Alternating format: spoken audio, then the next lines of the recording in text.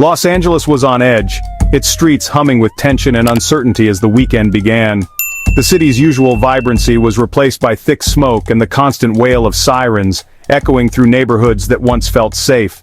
Helicopters swept the sky, their searchlights flickering over burning cars and shattered storefronts, illuminating scenes of chaos that seemed to have no end. Protesters clashed with police on blocked freeways, hurling debris as riot gear lines advanced, the air thick with anger and desperation. The chaos, sparked by outrage over federal actions, spread rapidly from downtown to neighborhoods, trapping residents in fear and uncertainty. Businesses were looted, windows shattered, and the sense of safety vanished overnight. Even the city's iconic freeways, symbols of movement and freedom, became battlegrounds where demonstrators and police faced off.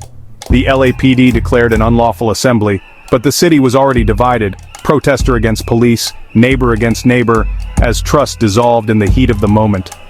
The weekend revealed deep fissures beneath LA's glamorous surface, exposing pain and frustration that had long simmered out of sight. The question was no longer how it started but whether it could ever end, as uncertainty hung over the city like the smoke that refused to clear. The City of Angels was burning, and no one knew who could put out the flames or how long the city would remain in turmoil.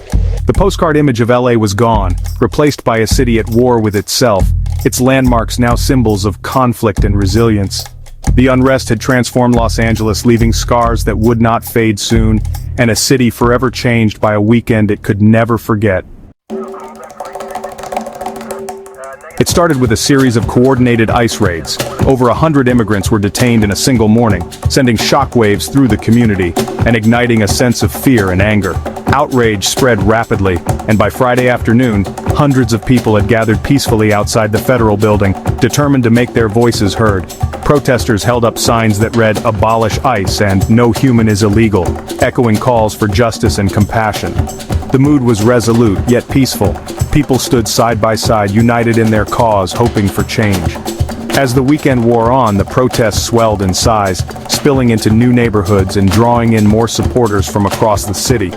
Tensions began to rise as police presence increased, and minor clashes between demonstrators and officers started to break out.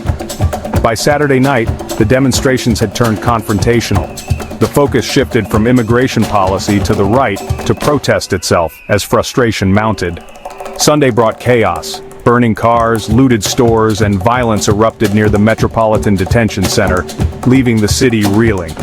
The original message of the protest was lost in the roar of unrest and confusion that swept through the streets. What began as a stand against federal policy had now become a citywide riot, with violence overshadowing the initial cause. The reasons behind the escalation were complex, but the result was unmistakable. Los Angeles was plunged into crisis, with emergency vehicles racing through the night. The spark of outrage had become a wildfire, spreading rapidly and consuming entire city blocks in its path. The city's sense of safety and normalcy was shattered, leaving residents to grapple with the aftermath. The line between protest and riot had vanished, leaving a city forever changed by a weekend of turmoil and unrest. As violence escalated, President Trump ordered 2,000 National Guard troops into Los Angeles, without the governor's consent. The Guard, federalized under a rarely used law, arrived in full combat gear, taking positions at federal sites and flashpoints.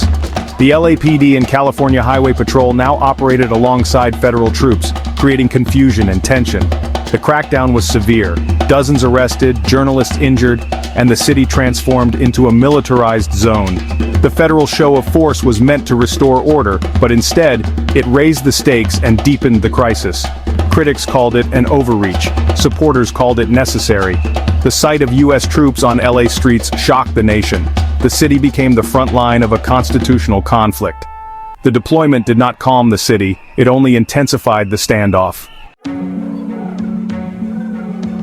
On the ground, emotions ran high: fear, anger, and determination.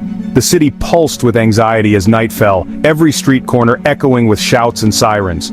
For many, the uncertainty was overwhelming, but it also sparked a sense of unity among strangers. Protesters saw the raids as an attack on their families and heritage, turning fear into resolve. They linked arms, chanting for justice, refusing to be intimidated. The crowd's energy shifted from panic to purpose, as people found strength in each other. "We cannot be silent," said Maria Rodriguez, a community organizer. "This is our home." Her words rippled through the crowd, igniting hope and courage in those who felt powerless. Residents like David Chen, whose store was looted, felt trapped, understanding the anger but devastated by the destruction. He swept broken glass, torn between empathy for the protesters and grief for his shattered livelihood. Families hid indoors, children frightened by the chaos outside.